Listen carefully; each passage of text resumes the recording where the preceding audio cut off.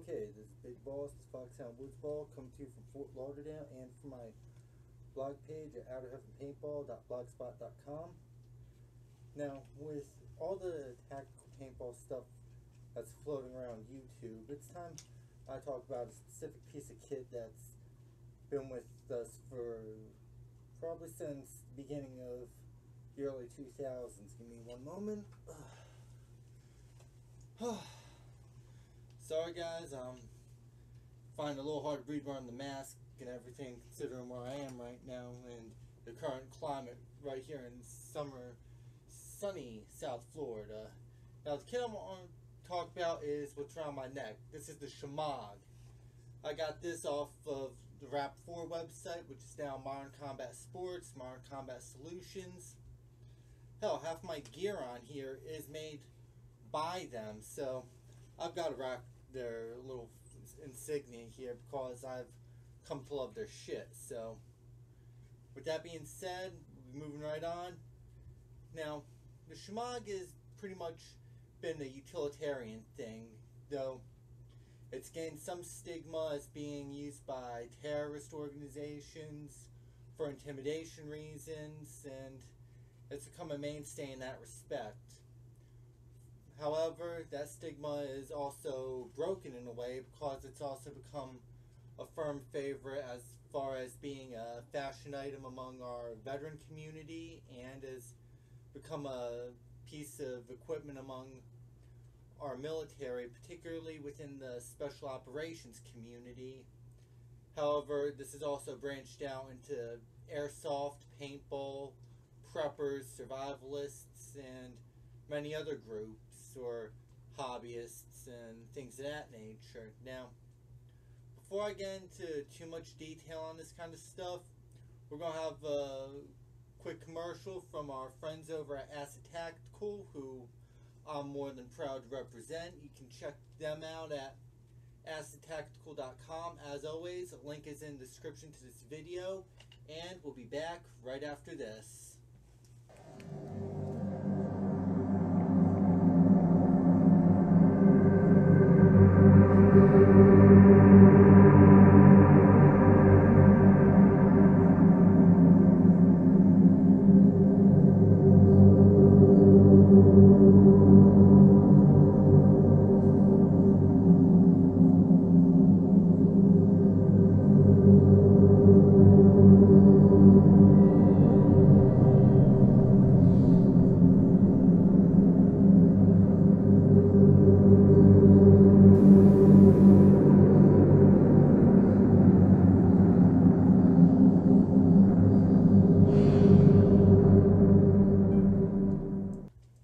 Okay, now we're back and got the Shemagh out. Now, as far as I mentioned earlier, this thing is totally utilitarian as far as what you can do with it. Now, yeah, there is the whole stigma, the whole terrorist, ISIS type shit, but SF guys and guys that have been deployed to the Mideast, Iraq, Afghanistan, Syria, they know how good this thing is as far as using it as part of their equipment, either as far as blending in with the locals or wearing it in a tactical sense to put the fear of God into any AK wielding terrorist who's screaming for jihad. So I'm just getting that out of the way. This is pretty much a overly glorified scarf, though it's got the name terrorist towel considering where its roots were. Now, way I was wearing it is pretty much like a neck wrap, though you can use it for other things. The way I had it was that you have it folded in a triangle like this. Then what I like doing is fold it down 3 times, that way it keeps it nice and thick around here. And then you can easily wrap it around your neck, keep it as tight or as loose as you like. Me personally, I prefer a little on the loose side, not too loose, but loose enough for air to flow through. Just tie it like this, and you're good to go. It provides a nice all-around neck protector in ways, especially if you're playing some high-speed paintball stuff and you get an impact to the neck. That is the bad thing, especially if it hits toward your jugular and everything. You can probably find a good story or two online about players getting shot in the neck and how painful it is. Instead of buying an overpriced neck protector, which would run $20-30, I got this for $3 on the Modern Combat Sports website. And just like with any other camo scarf or sniper netting, you can actually tuck it in so that way it goes well, kind of like ascot or one of those neckerchief type deals, but I digress. You can also wear it supplementary with the Mandarin collar for your new model tactical jackets. This would be ideal for the winter time to keep you warm, but it's also nice, breathable, and it provides that optimum level of protection to protect your neck from impact. Now, there are other uses for it, so we'll be going through that as we go along through this, so give me 1 second. Okay, now, moving on with the same template as we've been with the Shemagh up to this point.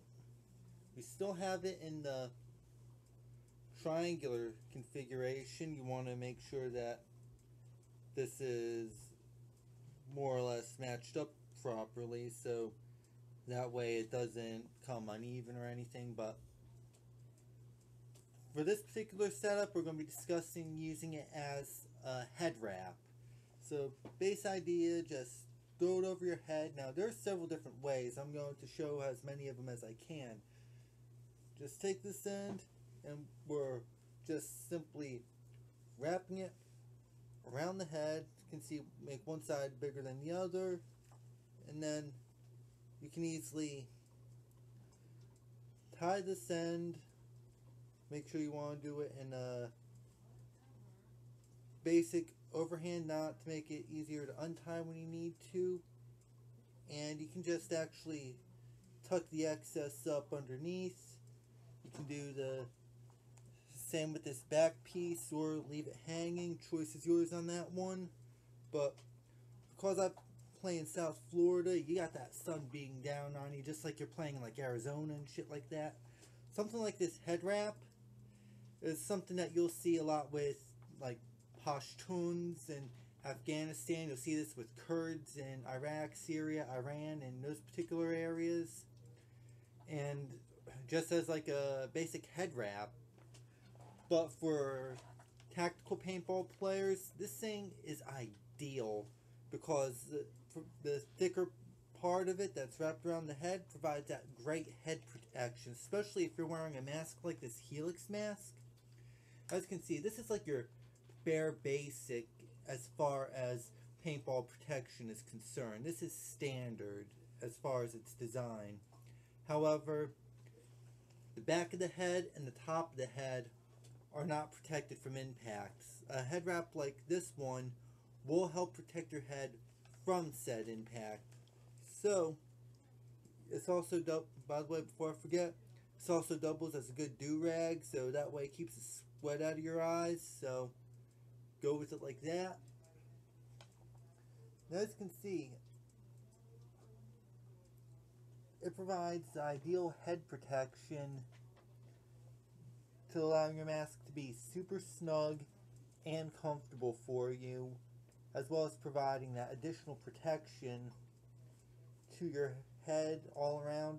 So if you take impact to like the back of the head, you'll be protected, and not so much for the top, but mainly around the sides and the back. That's where you really need to worry about as far as your head protection, as far as paintball goes. But I digress from that. This is just one way to do it. Now, another way I've seen players do it from looking at articles, forums over the years, they take something like this and they'll just leave this thing loose on them. So you have a player just wearing it like this, loose. He'll just throw the mask on over it. And they'll just hit the field like this. So that way it makes for that nice do-rag, provides the extra comfort, but because there's a lot of this excess, you can easily wrap it around the neck, making it kind of like a hood. So that way, if you're using it in this configuration, you still have the ability to keep the sweat off your head, but you also have that neck protection as well to make things a little more easier. You could supplement this with something like a boonie hat, as you can see, to make it better. You can wear it with a boonie hat like this, or a tactical helmet. So there's always that particular one. Now,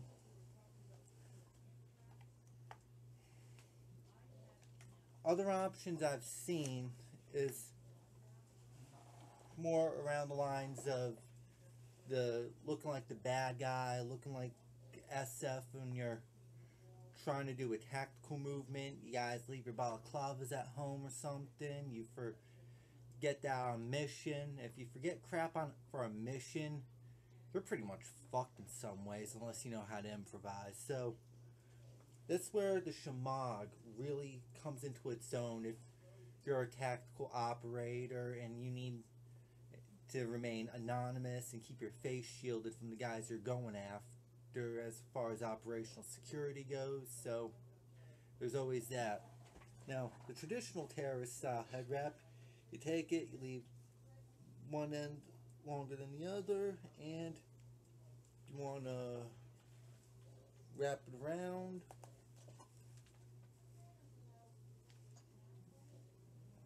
And pretty much do something like this. Again, it's the overhand knot, wrap it, and you're pretty much set for it. You could wear something like this with desert goggles and or sunglasses, stuff like that for ops. But there's another way to do it, and let me try. I'll figure that one out later, but that's the general premise of it. Now, as another way, again, same with the triangular pattern, just like any other do-rag. Another way to do it is, quite frankly, both sides, or even just wrap it around, and if you can, make sure you can get that into a single overhand knot.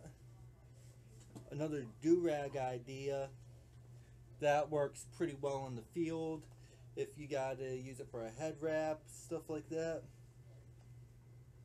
Now, wearing it as like a facial wrap, that's another matter.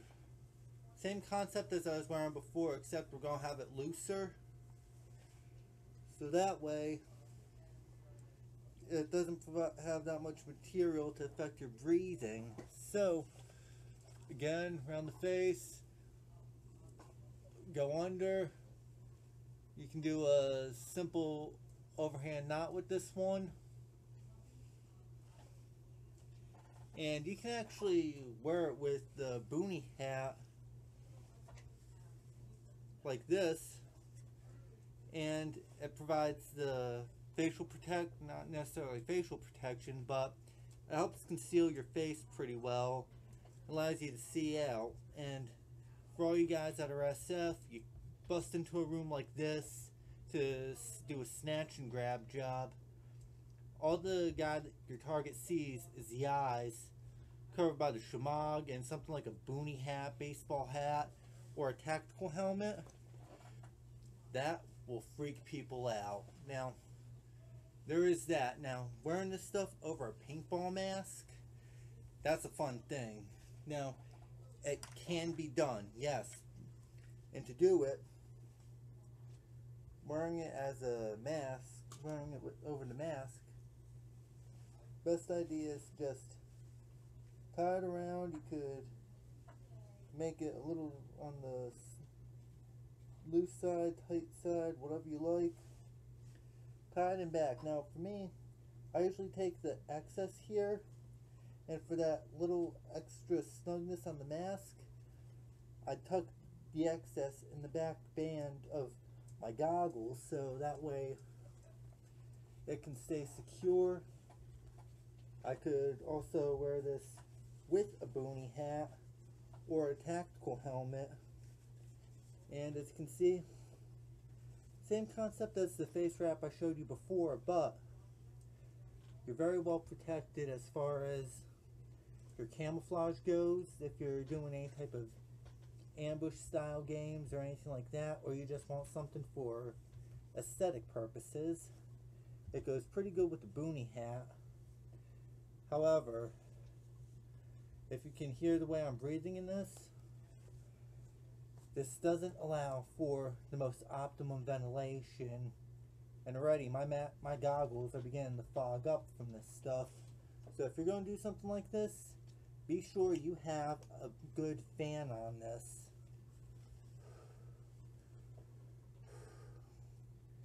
There, I'm able to breathe a little easier now. Shit. Now, with that being said,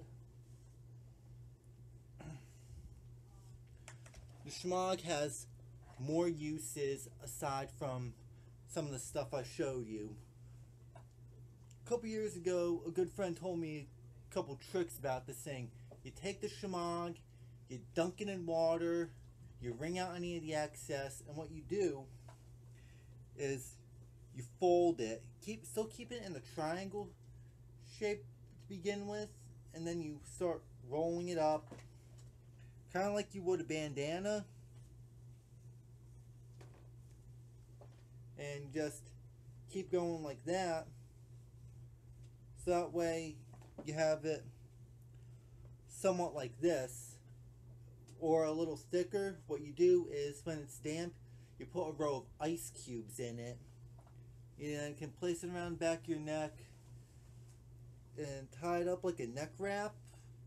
Not only will it provide protection to your neck, but because the Shemagh is damp, and with the ice cubes here on the back of your neck, it'll provide that level of comfort. So in high heat days, humid days, you won't be sweating as bad, and it'll help keep your core temperature down, so that way it helps reduce chances of heat stroke, heat related injuries, stuff like that. So that's another way to look at it. From a more practical, well, from another point of view, tactically, because of the size of this and its utilitarian nature, in an emergency situation, you can use this as the improvised sling. If you have a friend messes up their arm, take the Shemagh, simple overhand double knot. I'd recommend a double knot to keep it in place. One end around the neck, other end you can have the arm in it. Makes for a good sling if you need it. I've showed you a couple of the camouflage ideas you can do with this thing, but as a little added bonus, I'm going to show you how to make an improvised rifle wrap with this thing. So for this one, I took off my 203 and the QD sling swivels. And what we're going to do with it as an improvised rifle wrap is we're going to keep this somewhat loose, even though it's still semi-triangular. We're going to keep this as loose as we can. And this will work for paintball guns, airsoft guns, and if you're doing this as actual real steel weaponry, you want to make sure this is around the handguard, not the actual barrel or gas system.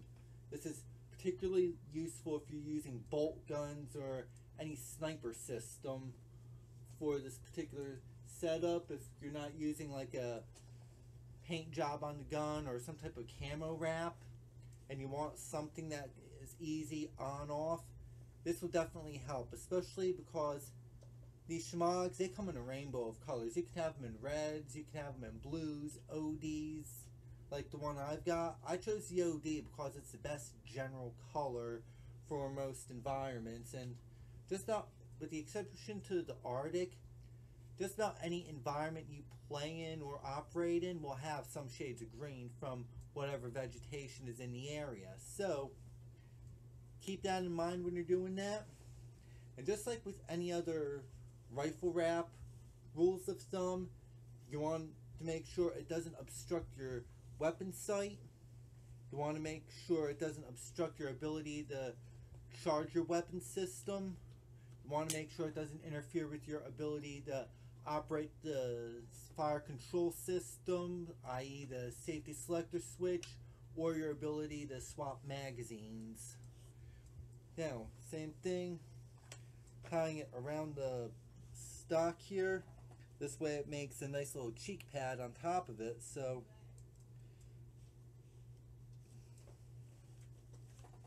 and voila, nice improvised camouflaging with the OD and the black pattern in here. This will provide a decent amount of camouflage. As you can see, I can still use my sighting system on here when aiming. I can still actuate my safety selector. I'm still able to charge it if I need to, and I'm still able to actuate my magazine release. But because of the excess material dangling down, this is some cause for concern. But for demonstration purposes, and because I'm a left-hand shooter, this is negligible for me because I've got muscle memory and I know where the mag release is. Right-handed shooting, on the other hand, this will help conceal your shooting hand, yet still allow you to actuate your safety switch. And if this was an AR platform and the distance between my trigger guard and my mag release was shorter, I'd still be able to actuate the magazine release.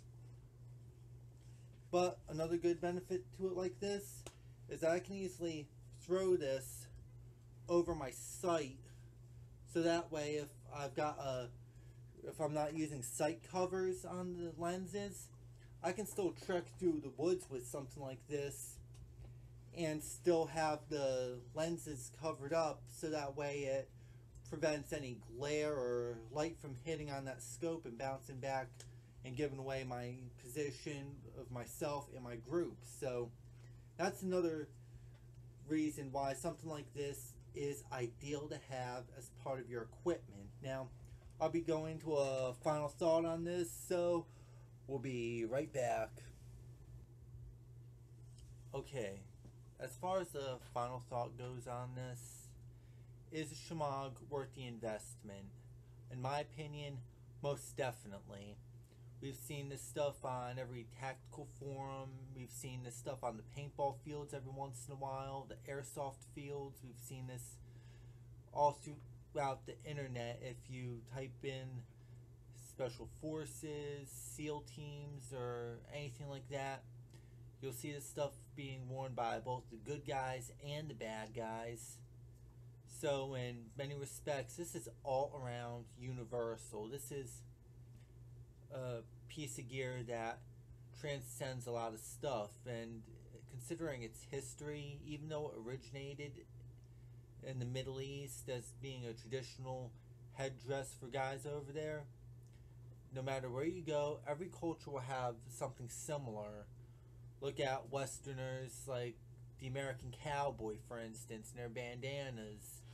We've seen how that evolved over the years, and the Shemagh is no different. We've seen the Shemagh itself go around the world through old trade routes in the Mideast, throughout Asia, throughout the Pacific areas. We've seen this stuff in Eastern Europe, and we're seeing it spread more into the West as a fashion accessory for veterans, as a means for preppers, survivalists, or the unprepared citizen. Paintball, airsoft, as I said.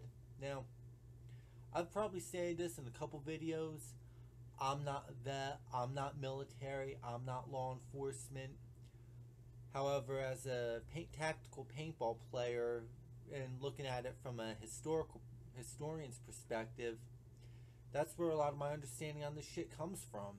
So, with that being said, I think that this is an excellent piece of gear. Ideal. It's lightweight. It's breathable to a certain extent. You could use it for head wraps, rifle wraps, face wraps, from the sand, the sun, concealment, everything like that. And because it's lightweight, you can easily fold this up. You can throw this into the cargo pocket of your BDU pants, a jacket pocket, especially on something like this one I'm wearing. You can throw it in your vest, you can throw it in your butt pack, rucksack, or just leave it wrapped around your neck, your weapon, anything like that. This is a good all-around piece of equipment. Now, for a written version of this, you can check out my blog page at outerheavenpaintball.blogspot.com. I will post a link in the description to this video, and I'll also post a link to the Shemagh from Modern Combat Sports. You can check that out too. Anyway, this is Big Boss, and I'm out of here.